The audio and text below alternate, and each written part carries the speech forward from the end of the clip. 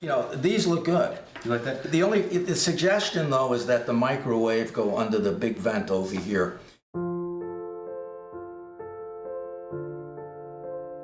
I have what is called a ventricular septal defect. It's a VSD. It's something that I was born with. It's a congenital heart defect.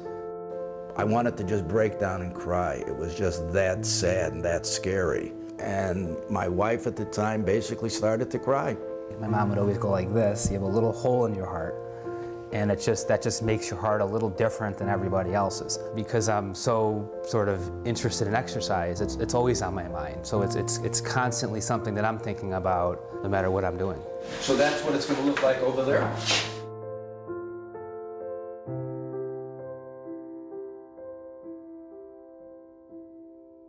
Beautiful. So I would, tell a 7-year-old that has the same heart defect as me that they're very fortunate in that they live in a community like we have here in Rochester. They have the best hospitals, the best doctors, as well as the American Heart Association to help fund various treatments and various cures.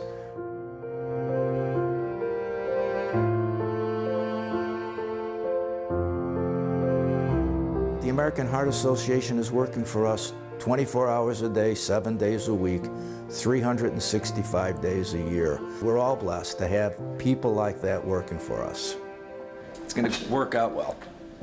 The defect could potentially change. So there's always that option down the road for some type of either invasive or with medical technology, possibly non-invasive treatment to repair the hole. Tomorrow will bring so many new things that you never even dreamed of. Uno.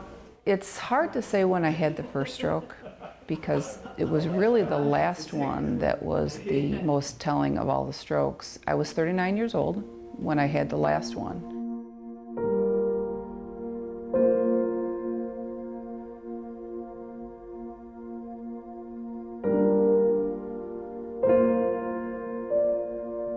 Rummy. I couldn't move my leg and I couldn't move my arm. I could barely get, my hand up to my mouth to even feed myself.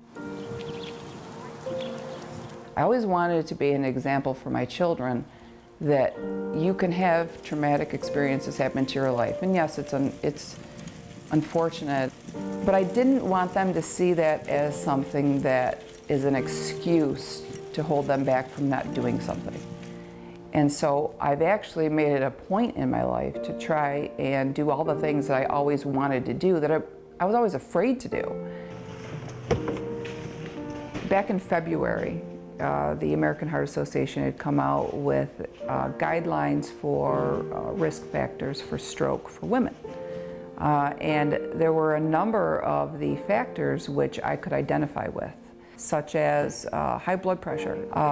The other one was hormone replacement or birth control pills. Migraines are also a risk factor for stroke. So there's a lot there that seemed to be so common to me that I feel now kind of closes the gap for me on the questions why and what were some of the symptoms. We didn't have this information 9 years ago. Wouldn't have been great if we had it 9 years ago, because then you wonder, if we had known that research, could my strokes have been prevented?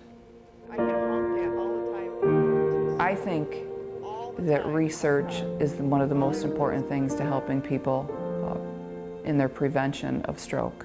I really am encouraging everyone to support that research, to support the American Heart Association, American Stroke Association for all that it contributes to the community in its research and its programs for prevention and advocates for good health for both men and women.